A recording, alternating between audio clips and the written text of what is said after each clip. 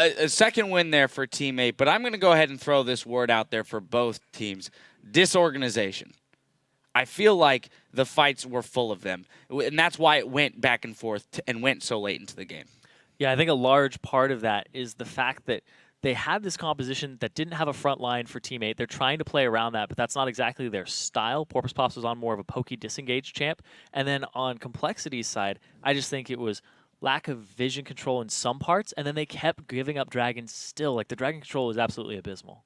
Yeah, they were just constantly bleeding those dragons. They're like, oh, hey, and we just got Baron. Let's let them have dragon for free again. And then they were up 5k gold still, just like off dragons after like they got Baron and they got ahead in team fights. And the only time they made plays was when Cali Trolls got caught out for like whatever reason. They weren't ever trying to push up. They weren't ever trying to press their advantage, get those deep boards, engage a fight, go for the inhibitor. They were just hoping that teammate made a mistake, and Cali Trolls got caught out a couple times. Things got a little scary for teammate, and then Cali Trolls wasn't really getting the good ultis off. He was missing a lot of them, but then at the end when he got that flash body slam, finally what he needed to do won them the game, so he really turned it around at the end, and there is definitely a lot of sloppiness there. I think it goes back to his TP usage and how I was praising him so highly for it, because coming in from the right side where there wasn't any wards. They didn't see that coming. Flash body slam into Prawley to just blow him up.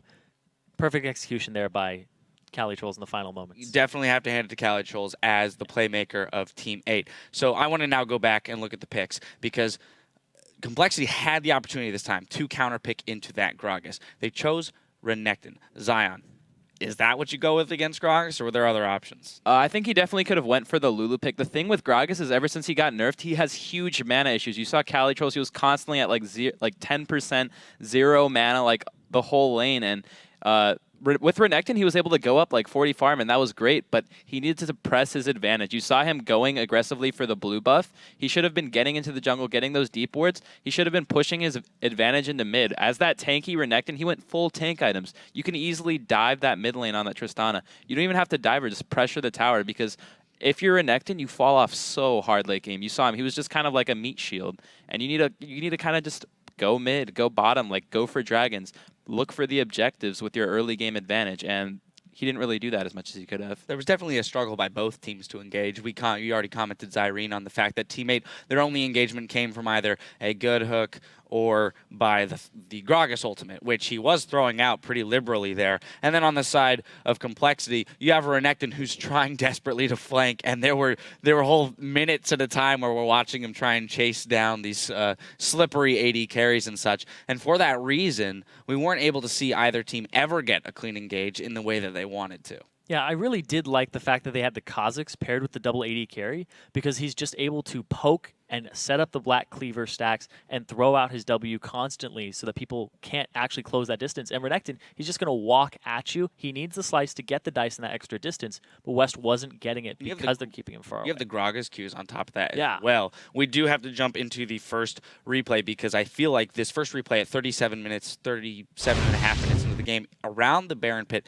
very much illustrates the fact that both teams were making kind of sloppy decisions. The first sloppy decision is on the side of Complexity here to start the Baron. So Zion, I'll let you take this one away. Yeah, so Complexity wasn't really like looking for that much this game, but as soon as they got the pick was when they finally decided to try to force something, and then this was a bad scenario because teammate was closing all around them. They had all that Tristana Corki poke going in. They land the shockwave, but it doesn't really end up mattering because they got the box down and they're kiting out around. Maple Street gets in a pretty good position, but then he just grabs the lantern at such a bad time, and then Ori is able to just get the ball on him, and then he ends up dying. But this is kind of how chaotic it gets.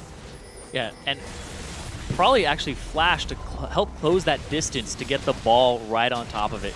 And then at this point, Kez is just going too deep. This is one of the first times we saw him go too deep. We see it happen again later on. Much later in the game, and that was catastrophic. It's very uncharacteristic of Kez, too, because a lot of Complexity tributes a lot of their late game and their late game shot calling to Kez, because he's very level-headed, and it's very unlike him to go hard. So it ends up being a 3-for-3 at the end of that. And I guess you can say, all right, fine, both teams break even. But again, the purpose in showing that replay was the fact that both teams, their gameplay in this game particularly was kind of riddled with chaos and minor mistakes here and there, but it ultimately resulted in a 60-minute game where it comes down to that one fight. And I don't think any team ever wants to leave it up to one fight. Yeah, I definitely think that Complexity needs to go back to the thing that they were doing the most successfully in the set, which was split pushing. You saw Robert X. Lee on that Lucian. He got like 5 out of their 6 towers that game, just literally walking up a lane and split pushing it. And teammate didn't really have a good response to that. They were just forcing engages. And since they were far enough ahead and people were out of position, they got the towers, they got the picks. But if Complexity can get that split push started sooner and set up for it, I think they can work off that really well because they're not doing the objective game well at all. They're bleeding dragons, they're bleeding vision control, they're bleeding barons. They need to look for split push or something that they can do more effectively. So as ZionSpartan, the premier split pusher of the LCS, do you ever give any other advice other than split push all the time? No, that's the only way. Yeah, that's what I thought. I want to nitpick on one little thing really quickly, is the fact that we saw a completed Liandry's on Orianna. I entirely agreed with his decision to pick up the Haunting guys for early magic penetration because teammate at that point in the game when he did pick it up hadn't been building magic resist. So he was going to be chunking.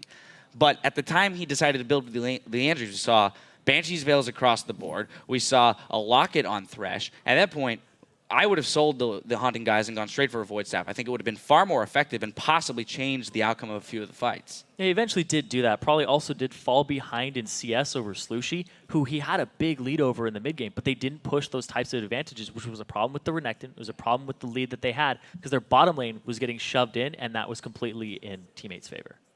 Yeah, the itemization was a little bit questionable there on both sides because with they built the Liandry's on Orianna and they built the GA on Kog'Maw, and that was really defensive, which is not what they needed. All right, I do want to jump into the final replay because, again, this will illustrate what you have said multiple times is that Cali_Trolls is a playmaker, and this was a fabulous TP decision here to engage and end the game.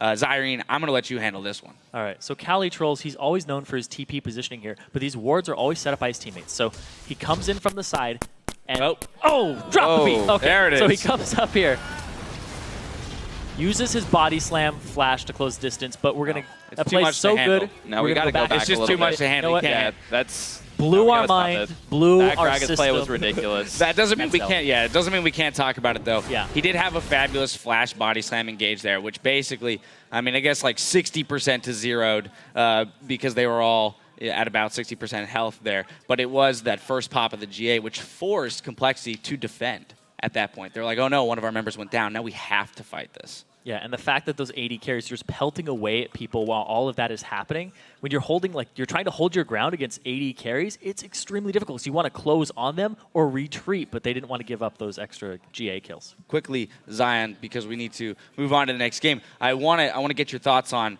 what Complexity does at this point, because as all the series well, exactly. I know split push, but I was going to talk more about in Champion Select because I do realize that they want to go for that split push. So what do they do in Champion Select to set that split push up exactly the way they want it? Because otherwise it spells the end of their LCS careers.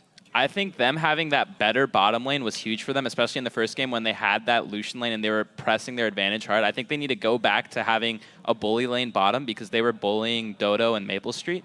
Go back to that. And then I think they just need to make sure they use that advantage to actually control Dragon because bot lane's on the bottom side of the map. Hey, there's an objective right there. We can control it this time because we got the advantage. And I think if they actually take advantage of the Dragon, they will have a good time, but they just need to realize that Dragon's an objective they can take, and when they start getting it, I think they're going to start winning. All right, you heard it from the split push god himself. So we'll see if Complexity decides to employ that very same strategy. We are going to take a short break, but when we return, we'll see if Teammate can take this series in a clean sweep, or if Complexity can reset and come out ahead in Game 3. Stay tuned.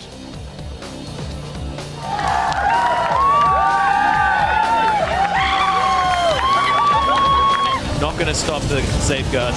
Oh, Robert X. Lee forces the flash. Oh my goodness, that burst from Maple Street. He has to try and get away from Westrise. He's flashed on top of his head. Maple Street so low on health, trying to kite. It's going to be probably picking up the kill, but he'll go down to Slushy. Slushy's got such high health. Westrise now trying to get onto his face, but the rocket jumps here. Kez is going to fall. Oh, full health, and then not there. The flash probably actually gets his Guardian Angel pop there as well. The health bars of Complexity are very low. Kez falls down. A shockwave not going to land on anyone. That's the double kill for Maple Street. Robert X. Lee's been